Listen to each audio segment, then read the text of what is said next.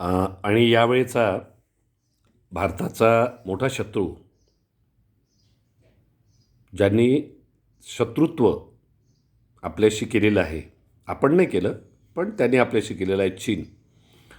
याच्याबरोबर सुद्धा असली जी मैत्री आहे ती पूर्वीप्रमाणेच कायम राहील अशी आशा त्यावेळी भारताचे पहिले पंतप्रधान पंडित जवाहरलाल नेहरू यांनी व्यक्त केली.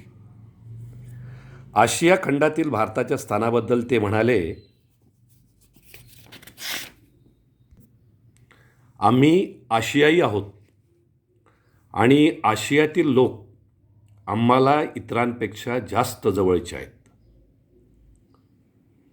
भारताचे स्थान पश्चिम, दक्षिण आणि आग्नेय आशियासाठी महत्त्वाचे आहे, असं पहिल्या त्यांच्या भाषणामध्ये भारताचे प्रथम पंतप्रधान पंडित जवाहरलाल नेहरू यांनी हे विचार व्यक्त केलेले आहे. आणि यामधून भारताचं परराष्ट्रीय धोरण काय राहील याची स्पष्ट अशी कल्पना त्यांनी दिलेली आहे. तर अशा प्रकारे आपल्याला दिसतं की भारताच्या परराष्ट्रीय धोरणाला आकार देण्याचं कार्य भारताचे पहिले पंतप्रधान पंडित जवाहरलाल नेहरूंनी केलेलं आहे, हे आपल्याला स्पष्ट दिसून येतं. यानंतरचा विषयांश तो म्हणजे अलिप्ततावाद. अलिप्ततावाद हे भारतीय परराष्ट्रीय धोरणाचे एक महत्त्वाचे वैशिष्ट्य आहे. आता हा अलिप्ततावाद म्हणजे काय, नाही का? जर दोन लोकांचं भांडण होत असेल आणि जेव्हा आपल्याला मध्ये घेण्यात येतं, दोघांच्या मध्ये दोघे जण म्हणतात, सांग रे बाबा तुझं कसं, तू काय म्हणतो सांग, आमचं असं म्हणतो, हा असं म्हणतो, मी असं म्हणतो. त्यावेळी आपण त्याला म्हणतो, नाही रे बाबा मला तुमच्या भांडणात पडायचं नाही, मी अलिप्त बरा, नाही का, म्हणजे वेगळा. तुमच्यामध्ये मी नाही, तुमच्यापासून वेगळा आहे, मला तुमच्यामध्ये काही करायचं नाही. अशा प्रकारचे हे धोरण की जे दोन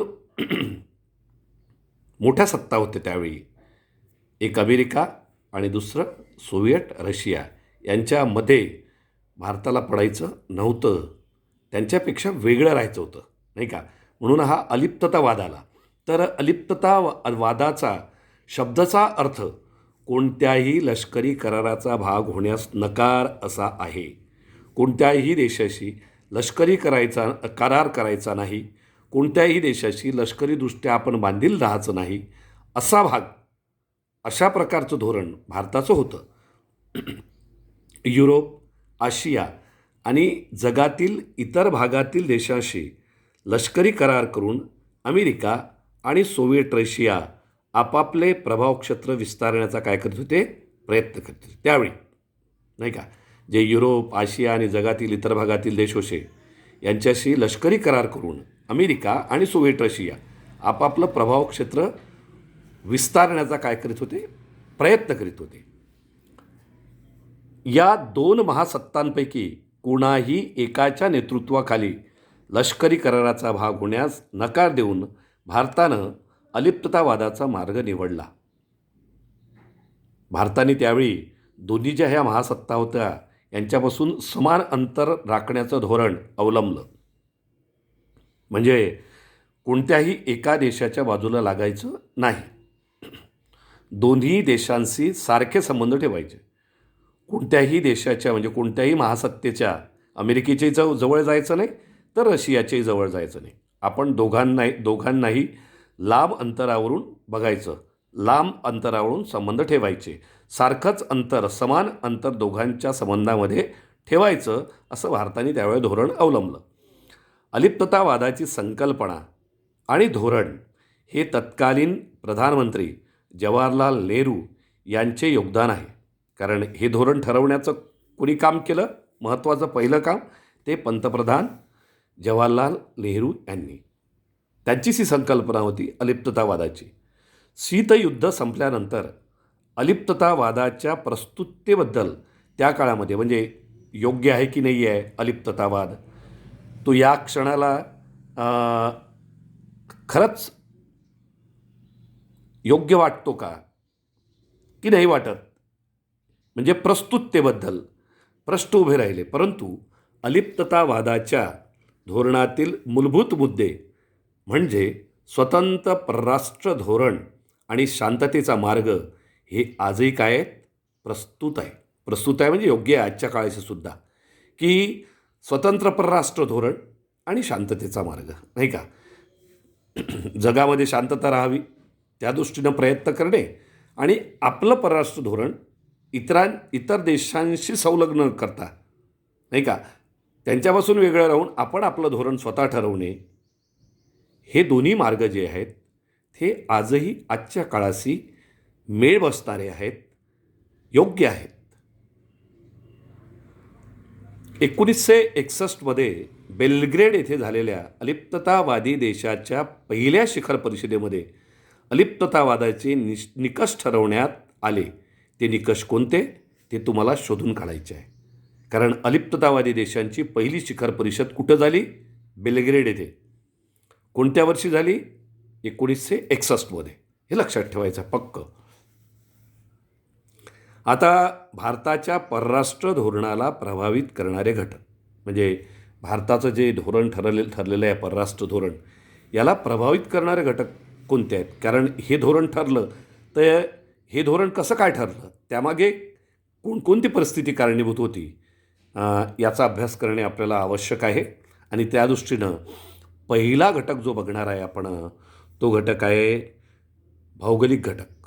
तर तुम्हाला माहीत आहे की दक्षिण भारताची मोठी किनारपट्टी, आपण जर बघितलं नकाशामध्ये तर आपल्याला दिसेल भारताच्या दक्षिण बाजूला फार मोठी अशी किनारपट्टी आहे. तुम्हाला माहीत आहे, बघा तुम्ही, आणि दिसतंय तुम्हाला.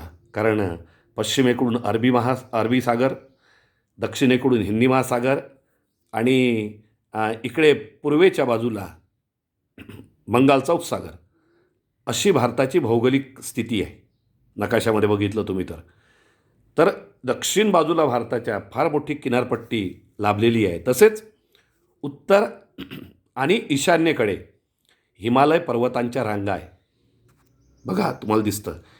यांनी भारताच्या परराष्ट्र आणि सुरक्षा धोरणाविषयीच्या दृष्टिकोनाला आकार दिलेला आहे.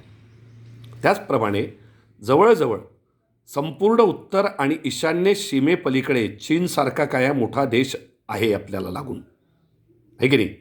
याचाही परराष्ट्र धोरणावर परिणाम झालेला आपल्याला दिसून येतो. दक्षिण आशियात भारताच्या सर्व शेजारी देशांची सीमा भारताबरोबर लागलेली आहे, जुळलेली आहे. पण त्यापैकी कोणताही देश एकमेकांबरोबर सीमेच्या बाबतीमध्ये जुळलेला नाही, लक्षात घ्या. दक्षिण आशियाच्या या वैशिष्ट्यपूर्ण भौगोलिक परिस्थितीचाही भारताच्या परराष्ट्र धोरणावर परिणाम होतो, ह्या असं आपल्याला दिसतं. भारताचं दक्षिण महासागरामध्ये महत्त्वाचं स्थान आहे.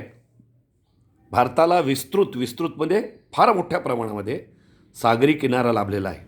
तसेच पश्चिमेकडे लक्षद्वीप आणि पूर्वेकडे अंदमान निकोबार बेटेसुद्धा आहेत. ही आहे भारताची भौगोलिक परिस्थिती.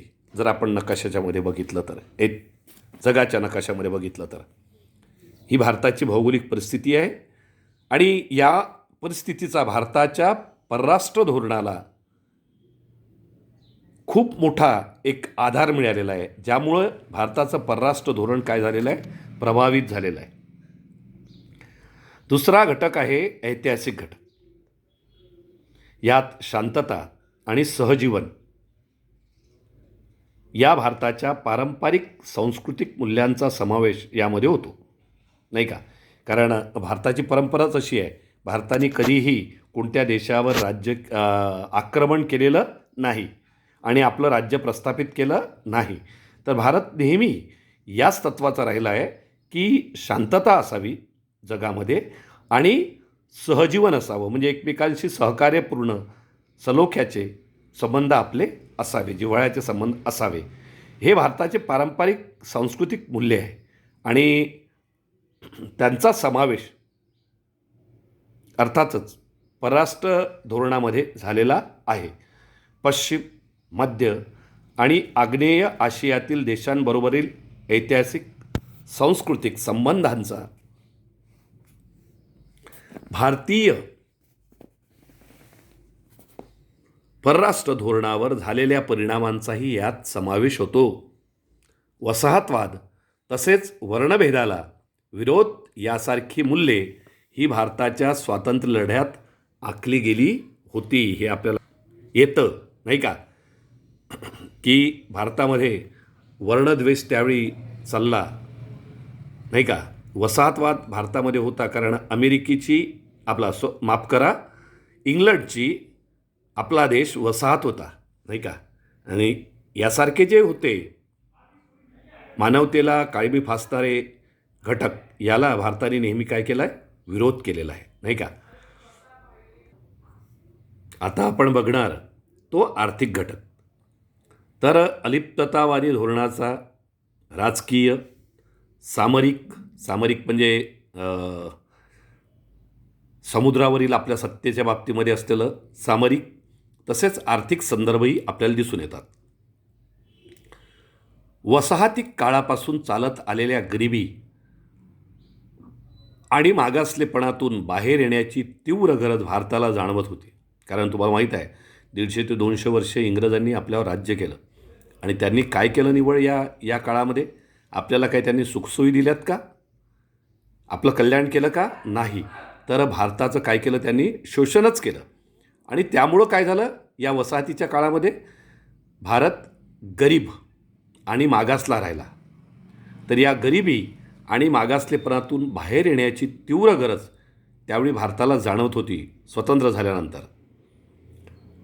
आर्थिक मदतीबरोबर जर अटी लादल्या जात असतील तर अशी मदत भारतानं नाकारलेली आहे. आणि ह्या ज्या महासत्ता होत्या अमेरिका आणि सोव्हिएत रशिया, तर यांच्याकडून आर्थिक मदत त्यावेळी घेता आलीच ती. पण त्यांनी जर त्यासोबत काही अटी लादल्या असत्या तर मग भारताचं सार्वभौमत्व किंवा स्वतंत्र निर्णय घेण्याची जी प्रक्रिया आहे ती बाधित झाली असती, तिला तडा गेला असता. म्हणून भारतानं त्यावेळी ठरवलं की अशा प्रकारची मदत आपण घ्यायची नाही. भारतानं पुन्हा आयात पर्यायी धोरण, आपण शिकलेलं आहे पहिल्या दुसऱ्या प्रकरणामध्ये, आयात पर्यायी धोरण स्वीकारलं आणि सार्वजनिक क्षेत्राचं महत्त्व यांचा भारताच्या परराष्ट्रीय धोरणावर काय झाला, मोठा परिणाम झाला नाही का. 1991 नंतर उदारीकरण, खाजगीकरण आणि जागतिकीकरणाचे धोरण अवलंबल्यानंतर भारतीय परराष्ट्र धोरणात अनेक मूलभूत बदल घडून आले असं आपल्या लक्षात येतं. हे झाले आर्थिक घटक. यामध्ये आपल्याला दिसतं की भारत गरीब होता आणि मागासला होता आणि त्यामुळे त्याला त्याप्रमाणे पावलं उचलावी लागलीत. यानंतरचा घटक आहे तो म्हणजे राजकीय घटक. तर भारताचं परराष्ट्र धोरण बनवण्यात आणि ते अंमलात आणण्यात म्हणजे राबवण्यात शासनाचे कार्यकारी मंडळ महत्त्वाची भूमिका बजावते, ते आपल्याला माहीत आहे. तर संसद जागल्याची म्हणजे वॉचडॉगची भूमिका बजावते, कारण संसदेमध्ये विरोधी पक्ष असतो आणि तो विरोधी पक्ष सरकारने घेतलेले निर्णय, कार्यकारी मंडळाने घेतलेले निर्णय हे बरोबर आहेत की नाही आहे त्याकडे लक्ष देत असतो. राजकीय नेतृत्वाचा परराष्ट्र धोरणावर मोठा प्रभाव असतो नाही का. राजकीय जे नेतृत्व आहे, जे देशाचं नेतृत्व करतं, जे देशाला काय म्हणतो त्याला आपण, सत्ता असते ज्याच्यावर, त्या पक्षाची, तर ते राजकीय नेतृत्व परराष्ट्र धोरणावर मोठा काय प्रभाव पाडत असतं. जवाहरलाल नेहरू, लालबहादूर शास्त्री, इंदिरा गांधी, राजीव गांधी, पी व्ही नरसिंहराव, अटल बिहारी वाजपेयी, मनमोहन सिंग आणि नरेंद्र मोदी या प्रधानमंत्र्यांनी भारताचं परराष्ट्र धोरण घडवण्यात निर्णायक भूमिका बजावली आहे, हे आपल्याला दिसून येतं. कारण राज्यकर्ते हेच आहेत, त्यामुळं त्यांनी भारताचं धोरण, परराष्ट्र धोरण ठरवण्यामध्ये आणि ते घडवण्यामध्ये निर्णायक भूमिका बजावलेली आहे. परराष्ट्र धोरणाचा आराखडा बनवणे आणि राजकीय नेतृत्वाला त्याविषयी सल्ला देणे ह्यात परराष्ट्र मंत्रालय महत्त्वाची भूमिका निभावते. त्याशिवाय राष्ट्रीय सुरक्षा सल्लागार यांचाही परराष्ट्रीय धोरण ठरवण्यामध्ये महत्त्वाचा सहभाग असतो. अशा प्रकारे आपल्याला दिसतं की परराष्ट्रीय धोरण निश्चित करण्यामध्ये राजकीय घटक आपला प्रभाव पाडत असतात. यानंतर येतं तो म्हणजे आंतरराष्ट्रीय व्यवस्था हा घटक. तर तुम्हाला सगळ्यांना माहिती आहे की शीतयुद्धाच्या काळामध्ये द्विध्रुवीय व्यवस्था आणि महासत्तांचं राजकारण यांचा भारतीय परराष्ट्र धोरणावर प्रभाव पडलेला आहे. त्याचप्रमाणे शीतयुद्ध संपल्यानंतर, शीतयुद्ध म्हणजे अमेरिका आणि सोव्हिएत रशिया या दोन महासत्तांमध्ये सुरू असलेलं त्यावेळेच्या काळातला वाद, त्याला शीतयुद्ध असं म्हटलेलं आहे. आणि हे शीतयुद्ध संपलं 1991 नंतर. सोव्हिएत रशियाचं विघटन झाल्यानंतर 15 राष्ट्रांमध्ये हे शीतयुद्ध संपलं. आणि ही शीतयुद्ध संपल्यानंतर भारताच्या परराष्ट्र धोरणात मोठे काय घडले? बदल घडले. आंतरराष्ट्रीय व्यवस्थेप्रमाणे क्षेत्रीय व्यवस्थेचा भारताच्या परराष्ट्र धोरणावर प्रभाव पडला आहे, नाही का? ज्याप्रमाणे आंतरराष्ट्रीय व्यवस्थेचा भारतीय परराष्ट्रीय धोरणावर प्रभाव पडला, त्याप्रमाणेच क्षेत्रीय व्यवस्थेचा सुद्धा भारताच्या परराष्ट्र धोरणावर काय पडलेला आहे? प्रभाव पडलेला आपल्याला दिसून येतो. शीतयुद्धोत्तर काळातील भारत अमेरिकेदरम्यानचा संवाद, 1960च्या दशकानंतर चीन पाकिस्तान संवाद आणि 1990 नंतर रशिया आणि चीन यांच्यातील सुधारलेले संबंध यांचा भारताच्या परराष्ट्र धोरणावर परिणाम झालेला दिसून येतो या घटकांचा. अशा प्रकारे आपल्याला दिसतं की भारतीय परराष्ट्रीय धोरणावर आंतरराष्ट्रीय व्यवस्था किंवा परिस्थितीचा सुद्धा परिणाम झालेला दिसतोय आपल्याला. तर यानंतर बघतोय आपण भारताचे जगाबरोबरील संबंध. आता भारताचे जगाबरोबर संबंध कसे राहिलेत बघा. प्रत्येक देशाचे परराष्ट्र धोरण हे जगातील इतर देशाशी संबंध स्थापन करून ते वाढवण्याचे साधन आहे. म्हणजे ज्या देशाचं ज्याप्रमाणे परराष्ट्र धोरण राहील त्याप्रमाणे तो इतर देशांशी काय होतो? जुळत जातो, समविचारी देशांशी, आणि त्याचे संबंध त्याप्रमाणे काय होतात? प्रस्थापित होतात.